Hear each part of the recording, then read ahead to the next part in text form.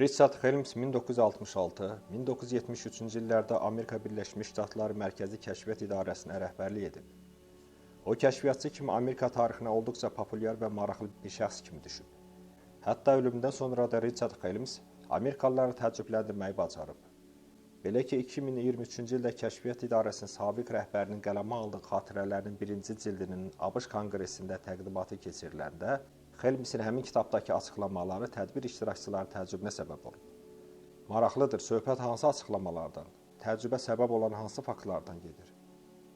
Helms öz xatirələrində qeyd edib ki, 1970-ci ildə təkcə Amerikanı yox, bütün dünyanın ən məşhur simalarından birinə çevrilən Neil Armstrong seriyə qaçmağa cəhd edib. ABŞ vətəndaşı olan Neil Armstrong adını tarixə ayın səthinə ilk qədəm qoyan şəxs kimi yazıb və eyni zamanda bu ilkə ilk imza atmaqla öz ölkəsini, ABŞ-ı seridən bir addım önə çəkib. Qeyd edək ki, Neil Armstrong 1930-cu ildə Ohio ştatının Waukesha şəhərində anadan olub. Gələcək astronavtın uşaqlıq illəri 20-dən artıq şəhərdə keçib. Atası audit vəzifəsində işlədiyindən, ailə tez-tez onun xidməti işi ilə bağlı başqa şəhərlərə köçüb. Neil Armstrong orta təhsilini başa vurduqdan sonra Purdue Universitetinin Aviasiya Sənayesi fakültəsində təhsil alıb. Daha sonra təhsilini Massachusetts Texnologiya İnstitutunda davam etdirib. ABŞ Hərbi Dəniz Qüvvələrində zabit kimi xidmət edən Neil Armstrong sınaqçı pilot vəzifəsində işləyib və reaktiv təyyarələri sınaqdan keçirib. Həmin ərəfədə Koreya müharibəsində iştirak edib. 78 dəfə döyüş uçuşu icra edən Neil Armstrong 2 dəfə qızıl ulduzla təltif olunub.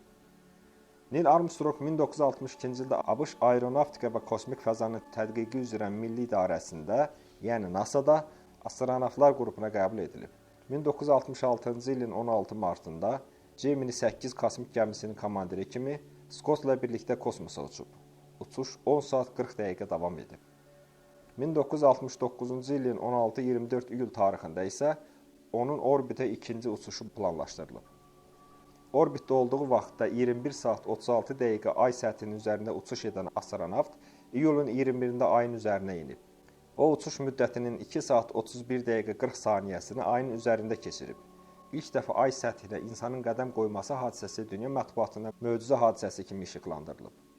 İlk dəfə aya səfər edən astronavt bir ildən sonra, yəni 1970-ci il mayın 24-də seriyə səfər edib. Siyasi ekspertlər Neil Armstrongun sosialist ölkəsinə səfərini ABŞ-la seri arasında olan soyuq münasibətlərə bir mülayimlik gətirən səfər kimi qiymətləndiriblər. Məhz tərəflərə məxsus Apollo və Soyuz kosmik gəmilərinin kosmosda görüşünün layihəsinin ilk razılaşdırmaları da Neil Armstrongun seriya səfəri zamanı baş tutub. Səfər çərçivəsində Neil Armstrong Leningradda keçirilən Beynəlxalq Kosmik Tədqiqatlar Komitəsinin təşkil etdiyi konferansda iştirak edib. 30-dan artıq ölkənin nümayəndələrinin iştirak etdiyi tədbirdə ABŞ astronavtının məruzəsi böyük maraqla qarşılanıb. Kommunist ölkəsinə səfər edən astronavt serinin bir sıra şəhərlərini gəzib, maraqlı görüşlər keçirib. O, Leninin mavzoleyini ziyarət edib. Yuri Gagarin Kreml divarındakı xatirə lövhəsinin qarşısına gül dəstəsi düzüb, həmkarına ehtiramını bildirib. Səfər çərçivəsində Amerikalı astronavtın Leonid Brejnevlə görüşü də nəzərdə tutulub. Ancaq həmin ərəfədə baş katibin səhhətində yaranan ciddi problemlər bu görüşü təxirə salıb. Baş katibin əvəzinə astronavtı Seri Nazirlər Sovetinin sədri Aleksey Kosygin qəbul edib.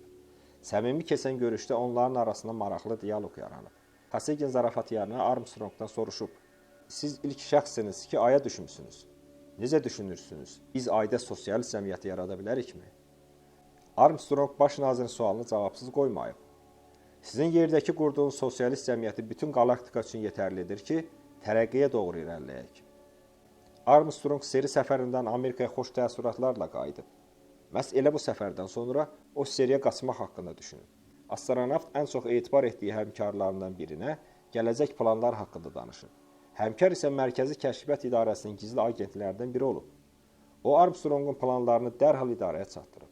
1970-ci ilin yay aylarında Armstrong Amerikanı hansı ərazidən tərk edəcəyini də dəqiqləşdirib. Ancaq o, son məqamda Mərkəzi Kəşfiyyat İdarəsinin əməkdaşları tərəfindən saxlanılaraq nəzarətə götürülüb. İstintaq zamanı Armstrong öz planlarını gizlətməyib. "Mənim seriyə qaçmaq planım olub, mən bunu gizlətmirəm. Amma siz bunun səbəbini də soruşmalısınız. Amerikada insanlar pul uğrunda mübarizə aparırlar. Seridə isə tam fərqli bir mənzərədir. Bu ölkədə mənəvi dəyərlərə, insanın gələcək inkişafına daha çox diqqət yetirilir. Kim belə ölkədə yaşamaq istəməz? Bu hadisədən sonra Mərkəzi Kəşfiyyat İdarəsinin xüsusi nəzarətində saxlanılan Neil Armstrong 1971-ci ildə NASA-dan ayrılıb, ayrı-ayrı universitetlərdə mühazirələr söyləyib. Daha sonra o fəaliyyətini biznesə yönəldib. Aile Systems şirkətinə rəhbərlik edib. 2002-ci ildə Neil Armstrongun ürəyində cərrahi əməliyyat aparılıb. Ancaq həkimlər onu xilas edə bilməyiblər. Aya ilk qədəm qoyan astronavt 82 yaşında vəfat edib.